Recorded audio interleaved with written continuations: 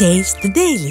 Saravanan sir, என்னன்னா எதிர்க்கட்சி தலைவர் பிரச்சாரத்துக்கு போகக்கூடிய அந்த சுற்றுப்பயணத்துல எல்லாம் ஒரு நாளும் ஒரு ஆதாரத்தோடு மக்களை சென்று பார்த்து மக்கள் கிட்ட அதையெல்லாம் சொல்லிக்கிட்டு இருக்காரு. குறிப்பாக திமுகவை பற்றிய உண்மைகளை எல்லாம் சொல்றாரு அப்படின்னு மக்கள்லாம் அங்க இருக்கக்கூடிய சுற்றுப்பயணத்துக்கு வரக்கூடிய மக்கள்லாம் பேசிட்டு இருக்கிறாங்க.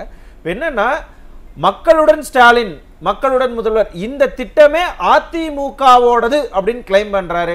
என்ன கதை, கொஞ்சம் அதை விரிவா சொல்லுங்களேன்.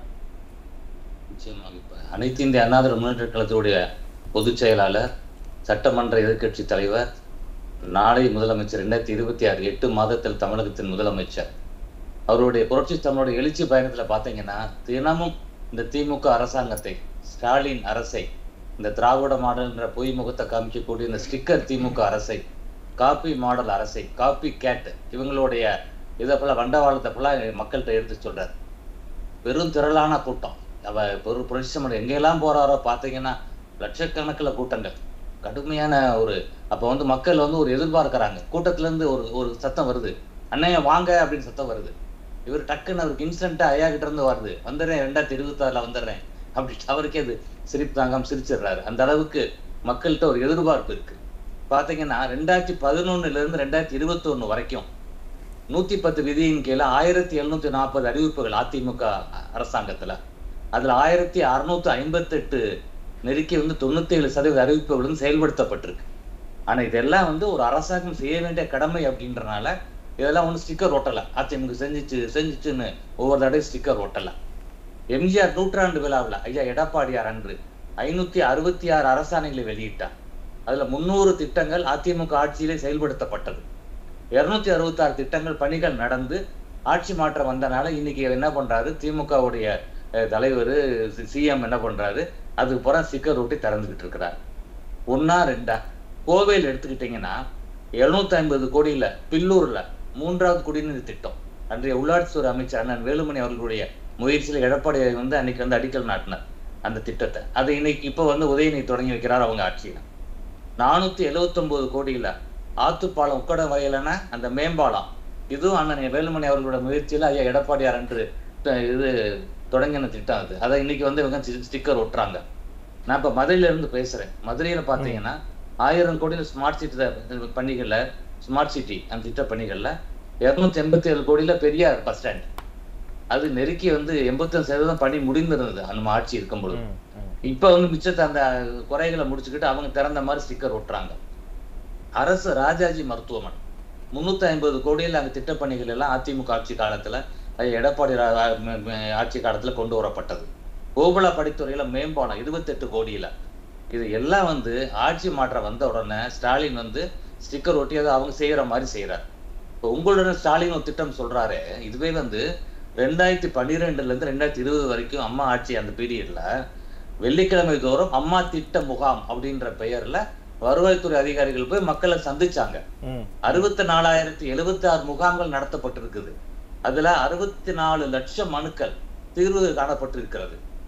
எடப்பாடியார் ஆட்சி காலத்திலையும் நெருக்கி அதுக்கு 9 லட்சத்துக்கு மேற்பட்ட மனுக்களை பெற்று அதுக்கு தீர்வு. முக்கியமான ஒரு தீர்வு பாத்தீங்கன்னா இந்த ஓஏபி, ஓல்டேஜ் பென்ஷன் 5 லட்சம் பேருக்கு ஐயா எடப்பாடியார் இந்த திட்டத்தின் மூலம் கிடைத்தது. அதெல்லாம் இந்த அரசாங்கம் எல்லாத்தையும் மறைச்சிருச்சு. அப்புறம் பாத்தீங்கன்னா ஒவ்வொரு திட்டத்தை எடுத்து அம்மா மினி கிளினிக், 2000 மினி கிளினிக், கிராமத்துல இருக்க மக்கள் ஈஸியான ஒரு சிகிச்சை கிடைக்கக்கூடிய ஒரு விஷயம்.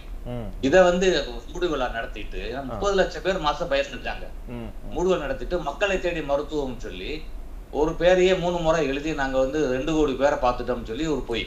சரி, புரியுது சரவணன் சார். ஆனா இப்ப நீங்க சொல்றீங்க இல்லையா, அதிமுகவினுடைய திட்டங்களை எல்லாம் இவங்க நிறுத்திட்டாங்க அப்படின்னு இவ்வளவு லிஸ்ட் எல்லாம் போடுறீங்களா?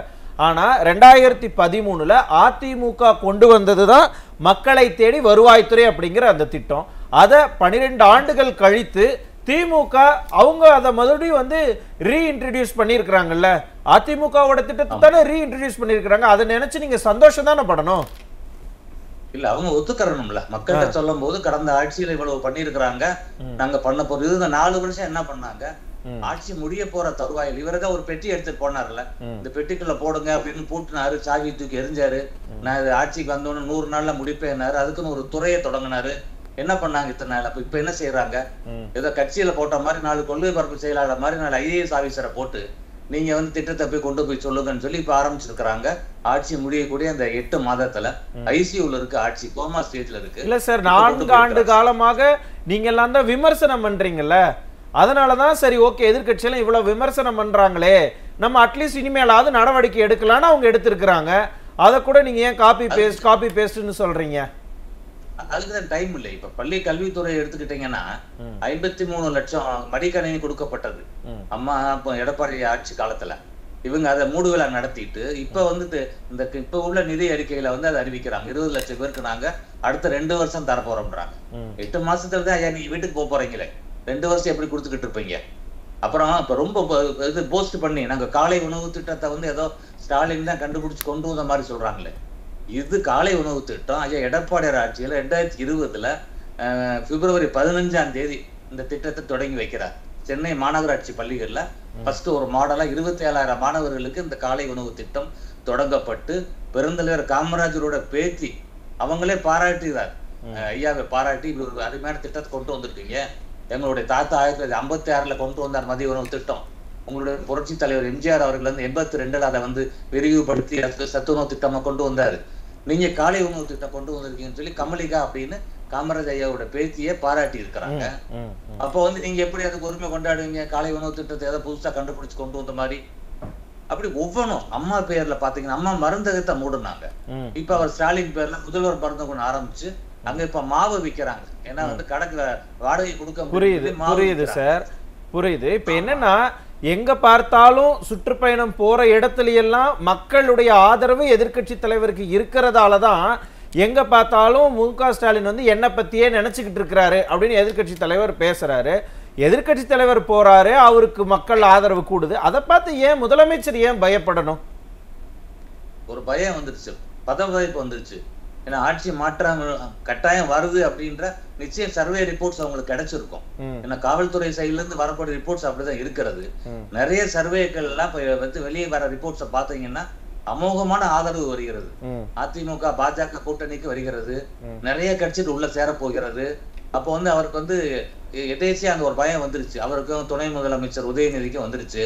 அப்ப அரசு விழால கூட என்ன பண்றாரு, எதிர்கட்சி தலைவரை வந்து விமர்சனம் பண்ணி இப்ப பேசுறாரு முதலமைச்சர். ஆமா, கொள்கை பரப்பு செயலாளர் மாதிரி அரசு அதிகாரிகளை நியமிக்கிறாரு. ஆமா, அம்மா உணவகத்தை மூடிட்டு இவங்க வந்து கலைஞர் உணவு ஆரம்பிக்கிறதுக்கு 500 கோடி கேட்டாங்க மத்திய அரச. அவங்கதான் நீங்க வந்து வெள்ளப்பெருக்கப்ப கொடுத்த காசை நீங்க ஒழுங்கா செலவழிக்கலன்னு சொல்லி அமௌண்ட கொடுக்கல அவங்க. அம்மா வாட்டம் தான் 10 ரூபாய்க்கு கிடைச்சது.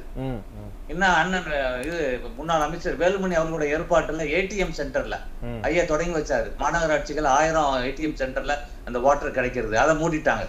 ஆமா, இப்பதான் ஸ்டாலின் குடிநீர்னு அங்கங்க அதே மாதிரி திறந்திருக்காங்களே சார். இது எல்லாத்தையுமே அதிமுக திட்டத்தை தான் இவங்க காப்பி அடிச்சிட்டாங்கன்னு சொல்ல வரீங்க? காப்பி அடிச்சிட்டாங்க ஒரு இடைவெளி விட்டு. இன்னும் ஹெல்த்ல நானே டாக்டர் பேசணும்னா அம்மா முழு உடல் பரிசோதனைன்னு திட்டம் இருந்தது. அது இன்னைக்கு வந்து அதிநவீன முழு உடல் பரிசோதனைன்ற பெயரை மாற்றி இன்னைக்கு கொண்டு வராங்க. எல்லாத்துக்கும் அந்த பெயர் மட்டும் வைப்பாங்க, அந்த தமிழை மட்டும் இவங்க பேசி விதவிதமா பெயர் வைப்பாங்களே தவிர எல்லாமே பழைய திட்டங்கள். அதிமுக ஆட்சி காலத்துல, அம்மாவுடைய ஆட்சி காலத்துல, அம்மாவின் அரசு ஐயா எடப்பாடி ஆட்சி காலத்துல மக்களுக்கு கிடைத்த திட்டங்கள். புரியுது. நான் திரும்ப ஸ்டாலின் சொல்லி இன்னைக்கு பண்றத பாருங்க, ஸ்டிக்கர் ஓட்டுறாரு. புரியுது. நான் திரும்ப உங்ககிட்ட வரேன். பார்த்து ஏமாறவே மாட்டாங்க சார். புரியுது. சரவணன் சார், ரொம்ப சுருக்கமாக உங்களுடைய இறுதி கருத்தை வச்சிருங்க. ஆமா, உங்ககிட்ட பேசல, பேராசிரியர் மஞ்சுளா மேடத்திட்ட பேசணும்.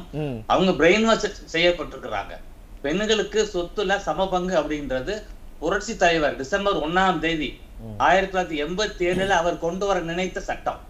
அவர் உடல் நலிவுற்று மறைந்தனால அந்த வாய்ப்பு கலைஞருக்கு 89ல கையெழுத்து போட கிடைச்சிருக்குது. கையில வச்சிருக்கிறேன். ஆமா, 87ல பெண்களுக்காக சொத்துல சம உரிமை என்பது புரட்சி தலைவருடைய திட்டம். மேடம், அதை மட்டும் ஞாபகம் வச்சுக்கோங்க.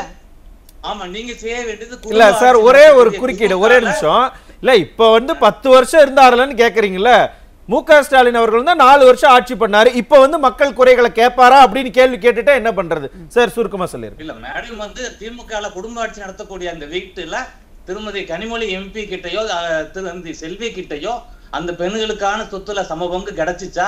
குடும்ப ஆட்சியில சமபங்கு கொடுத்தாங்களா? தேர்தல் வந்த உடனே தானே துணை பொதுச் செயலாளருக்கு அறிவாலயத்துல ரூமே கொடுக்கறாங்க அப்படின்றத என்னன்னு கேட்டு அதை மட்டும் உண்மையை சொல்லுங்க மேடம். கூமாப்பட்டி மாதிரி ஏனுங்க கேட்டு சொல்லுங்க மேடம். நன்றி நன்றி சார், நன்றி சார். திமுகவை சேர்ந்தவர்கள் தான் அதுக்கு சொல்லணும். பார்க்கலாம் எந்த மேடையில திமுக காரங்க பேசுறாங்களாங்கிறது நம்ம பொறுத்து இருந்து பார்க்கலாம்.